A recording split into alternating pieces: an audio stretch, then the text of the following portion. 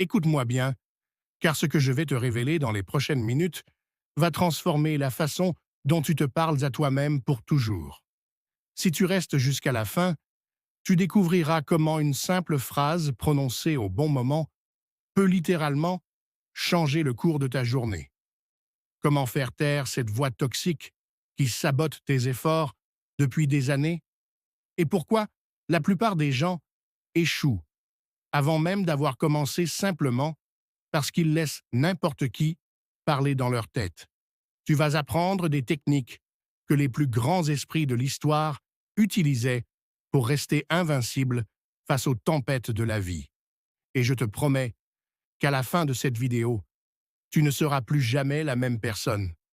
Alors, reste avec moi, car nous allons démonter ensemble cette machine invisible qui contrôle tes émotions, tes décisions et ton destin.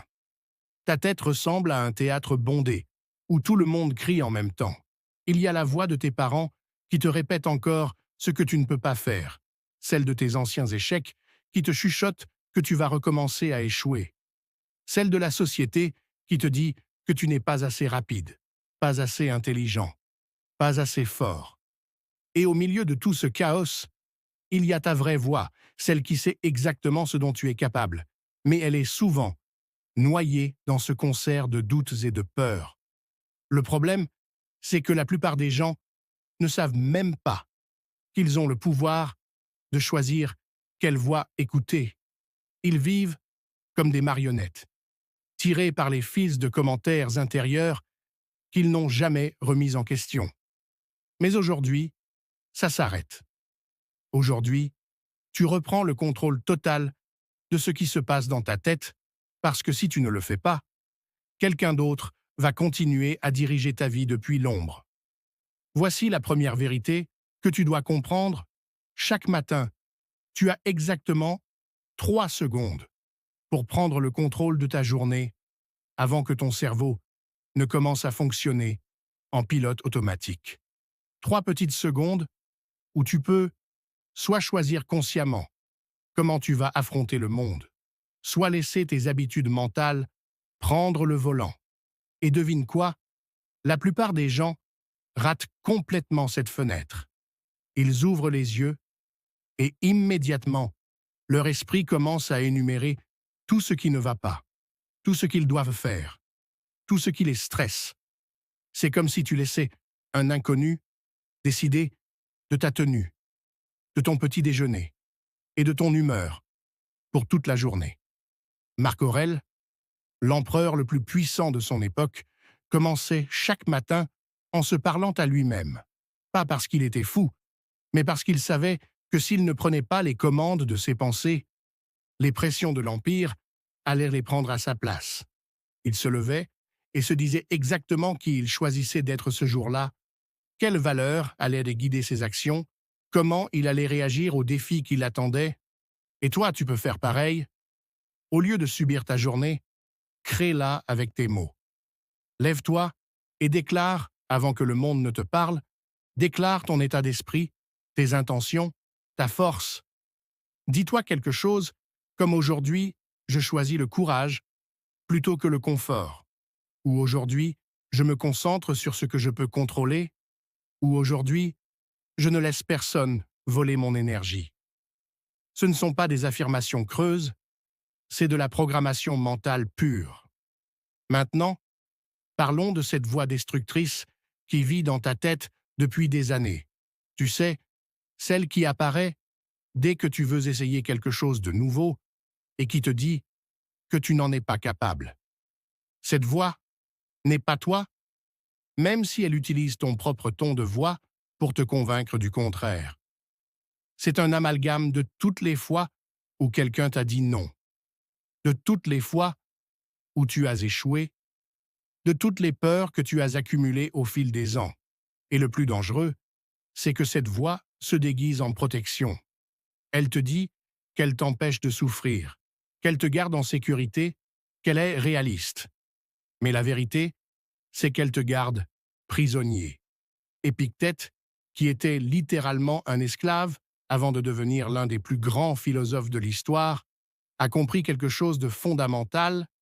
Tu peux être enchaîné physiquement, mais rester libre mentalement, ou tu peux être libre physiquement, mais vivre comme un esclave de tes propres pensées.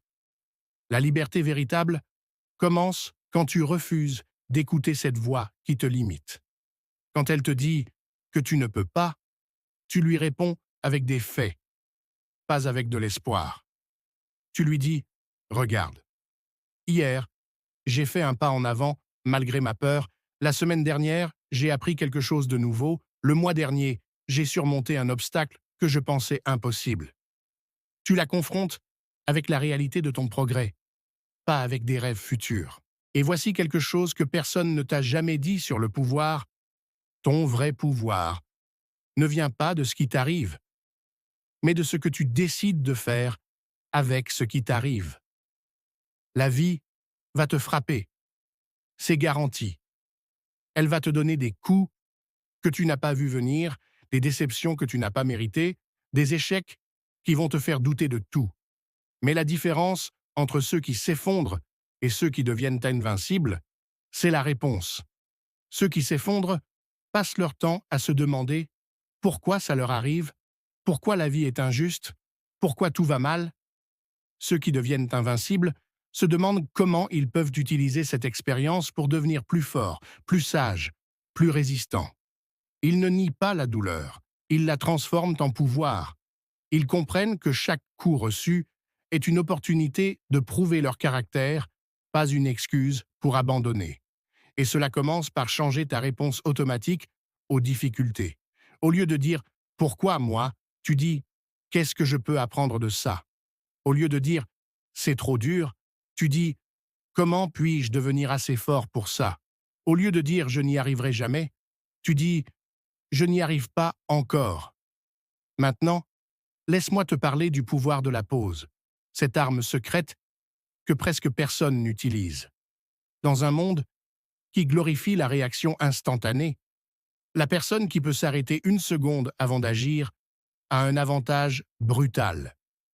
Cette seconde de pause peut t'empêcher de dire quelque chose que tu regretteras pendant des années, de prendre une décision que tu ne pourras pas annuler, de réagir comme quelqu'un que tu n'es pas vraiment. Sénèque disait que l'homme le plus puissant est celui qui se contrôle lui-même. Et se contrôler commence par cette capacité à freiner, à respirer, à observer ce qui se passe en toi avant de laisser l'émotion prendre le volant. Ce n'est pas de la faiblesse, c'est de la stratégie pure. Quand quelqu'un te provoque, au lieu de répondre immédiatement, prends cette pause. Quand tu ressens une impulsion destructrice, au lieu d'agir dessus, arrête-toi. Quand tout en toi crie de réagir avec colère ou frustration, choisis le silence pendant une seconde. Dans cette seconde, tu récupères ton pouvoir. Dans cette seconde, tu passes de victime de tes émotions à maître de tes réactions. Et voici la chose la plus importante que tu dois comprendre sur la gratitude. Ce n'est pas une pratique spirituelle douce, c'est une arme de guerre contre la mentalité de victime. Quand tu te concentres constamment sur ce qui te manque, sur ce que tu n'as pas encore accompli, sur ce que les autres ont et que tu n'as pas, tu entraînes ton cerveau à voir la pénurie partout. Tu deviens quelqu'un qui vit dans un état constant de manque, même quand tu es entouré d'abondance. Mais quand tu forces ton esprit à reconnaître ce qui fonctionne déjà dans ta vie, ce que tu as déjà surmonté, les forces que tu possèdes déjà, quelque chose de puissant se passe. Tu commences à agir depuis l'abondance plutôt que depuis le vide. Tu cesses de chercher désespérément à combler un trou et tu commences à construire sur des fondations solides. Ce n'est pas du positivisme aveugle, c'est de la reconnaissance stratégique. Chaque matin, au lieu de te concentrer sur ce qui cloche, force-toi à identifier 3 choses qui fonctionnent déjà. Ta santé, ta capacité à apprendre, le fait que tu sois encore debout et prêt à essayer.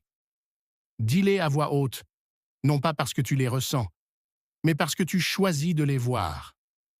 Et finalement, voici la vérité ultime que la plupart des gens refusent d'accepter. Tu vas mourir. Pas dans longtemps. Pas quand tu seras vieux. Mais un jour qui arrive plus vite que tu ne le penses. Et tous ces projets que tu remets à plus tard, toutes ces conversations importantes que tu évites, tous ces risques que tu refuses de prendre par peur, ils vont mourir avec toi. Les stoïciens se répétaient « memento mori ». Souviens-toi que tu vas mourir, non pas pour être morbide, mais pour réveiller cette urgence qui dort en toi. Quand tu intègres vraiment que ton temps est limité, les excuses perdent leur pouvoir. Quand tu comprends que chaque jour qui passe ne revient jamais, tu arrêtes de vivre comme si tu avais l'éternité devant toi, tu commences à parler avec vérité, à agir avec intention, à choisir tes batailles avec sagesse. Tu arrêtes de gaspiller ton énergie sur des choses qui n'auront aucune importance dans 5 ans et tu concentres tout sur ce qui va définir ta légende. Parce qu'au final, ce ne sont pas les années de ta vie qui comptent, c'est la vie dans tes années. Et cette vie commence maintenant, avec les mots que tu choisis de te dire, avec l'attitude que tu décides d'adopter, avec la voix que tu permets de parler dans ta tête. Reprends le contrôle, commence aujourd'hui et deviens enfin la personne que tu as toujours su que tu pouvais être.